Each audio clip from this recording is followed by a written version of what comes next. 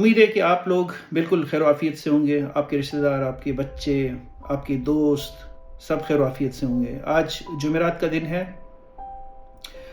مجھے یاد ہے کہ 4-5 سال پہلے میرا ایک دوست ہے، وہ بھی سائیکائٹرسٹ ہی ہیں، تو وہ ویسٹ میں گئے پریکٹس کے لیے۔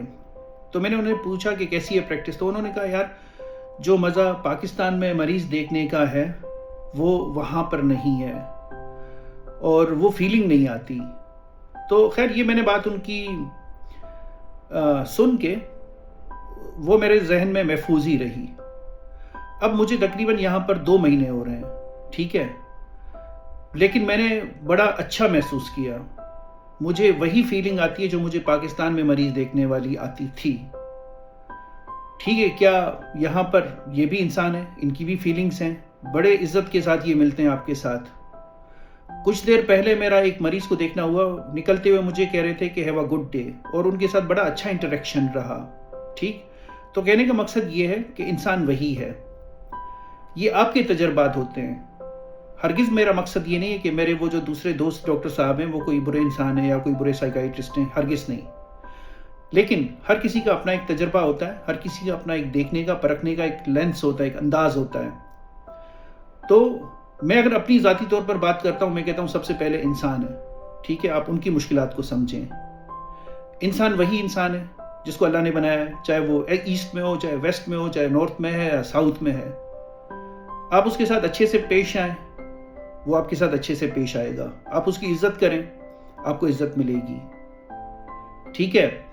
تو میرا اپنا جو ٹیک ہوم میسج ہے یا جو میں آپ کو کنوے کرنا چاہتا ہوں کہ ہم سب کو ایک ہی نگاہ سے دیکھیں، کسی کو بھی مذہب کی بنیاد پر فرق نہ کریں، ایتھنیسٹی کی بنیاد پر فرق نہ کریں۔